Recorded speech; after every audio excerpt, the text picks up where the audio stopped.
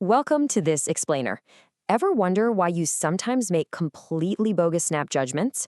Or why you feel absolutely certain about something when you literally have zero evidence to back it up? Well, let's dive right in with a quick mental test that hits the nail on the head regarding how our minds trick us.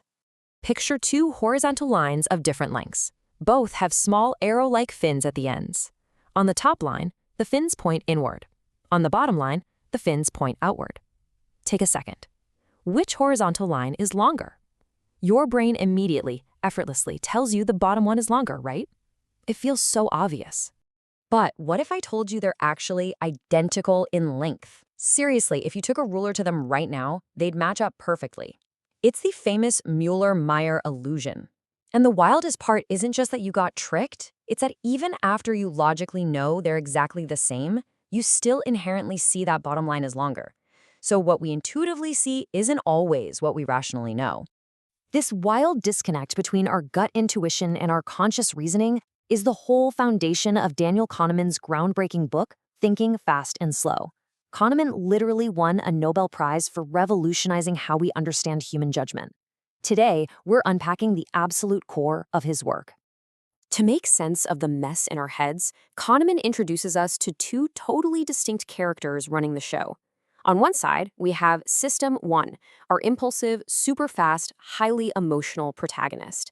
Think about the classic bat and ball problem.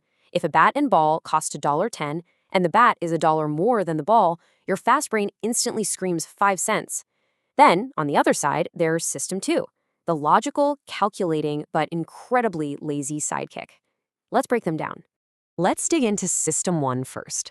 This is basically your mental autopilot. It works automatically, it's incredibly fast, requires practically zero effort, and you have absolutely no sense of voluntary control over it. When you instantly read the mood on your friend's face, or immediately know that 2 plus 2 is 4, or flinch when a door slams, yep, that's System 1 grabbing the wheel. It's just constantly humming in the background, throwing out intuitive opinions and feelings without us even noticing it's happening. But here's the catch. As Kahneman points out, System 1 is fantastic at dealing with stories where elements are causally linked, but it is super weak when it comes to statistical reasoning, and this exposes its biggest flaw. Our fast brain absolutely eats up a good, simple narrative. It craves clear cause and effect. But the second you introduce complex data, probabilities, or heavy statistics, System 1 just drops the ball. It's simply not built for math. And that brings us to character number 2, System 2. This is your conscious, reasoning self. Whenever you're sweating over a giant tax form, trying to parallel park on a busy street, or doing mental math like 17 times 24, System 2 steps up. It allocates attention and handles the heavy lifting of effortful mental activities. But System 2 has a massive Achilles heel. It is inherently lazy. Running complex computations burns a lot of energy, so System 2 usually just takes the path of least resistance and blindly accepts whatever quick, intuitive answers System 1 hands over. Section 1, the art of the shortcut. So, we've got an impulsive, fast brain and a notoriously lazy, slow brain. Together, they rely on mental shortcuts. Because System 2 is so lazy, System 1 ends up taking over complex problems by using a neat little trick called substitution. Basically, when you're faced with a really difficult question, the target question, instead of doing the grueling mental labor to actually figure it out, your brain quickly swaps it out for an easier, related question, the heuristic question. You answer the easy one and just kind of pretend you answered the hard one. Here's a perfect example. Say someone hits you with the target question. How happy are you with your life these days? Wow, that is a massive, heavy question. You'd have to evaluate your career, your relationships, your health over the past decade. System 2 is way too lazy for all that. So System 1 swaps it for a heuristic question. What is my mood right now? If you're having a decent Tuesday, or maybe you just ate a really good taco, you're going to say you have high life satisfaction. Your fast brain literally substituted a simple mood check for a complex life evaluation. Crazy, right? Section 2, the halo effect. Now, substitution isn't the only trick up System 1's sleeve. Imagine a massive company is failing miserably. System 1 absolutely hates uncertainty. It desperately needs a story. So it takes one look at the CEO and decides, well, this company is failing because the CEO is too rigid and inflexible.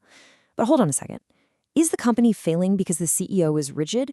Or does the CEO simply appear rigid to everyone precisely because the company is failing? As Kahneman notes, Because of the halo effect, we often get the causal relationship completely backward. We're prone to believe the firm fails because its CEO is rigid. The crucial takeaway here is that System 1 fabricates a coherent, satisfying, but deeply flawed story to explain complex outcomes. It sees a bad result and immediately slaps negative traits on the leader, totally ignoring market forces, bad luck, or 100 other variables. Why? Because telling a simple story about a bad boss is just so much easier than doing the actual analytical work. Section 3, ignoring the base rates. So just how lazy is our analytical system 2? Well, it's so lazy that we will completely ignore hard, proven statistical facts, what we call base rates, the very second we get sucked into an emotional narrative. There's this classic psychology experiment from New York University that nails this. Participants sat in isolated booths, communicating over an intercom, thinking they were just having a group discussion. Suddenly, one of the participants, who was actually a planted actor, started stammering, choking, and faking a severe seizure over the intercom, literally pleading for help before the line went dead, silent. So what do you think happened? Shockingly, out of 15 people who listened to this life-threatening emergency unfold, only 4 immediately left their booth to help. The rest just stayed put. They probably assumed someone else would handle it. A classic case of the diffusion of responsibility. But here is the real kicker of this experiment. When psychology students are taught this exact statistical base rate, that only 4 out of 15 people actually step up, they still refuse to believe that they or their friends would act that way.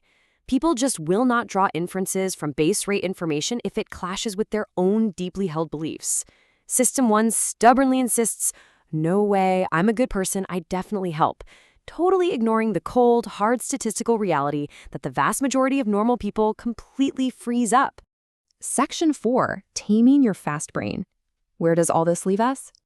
If our fast brain is constantly jumping to conclusions, answering the wrong questions, and inventing fairy tales, and our slow brain is too lazy to stop it, how are we supposed to make any good decisions? Well, it takes conscious practice.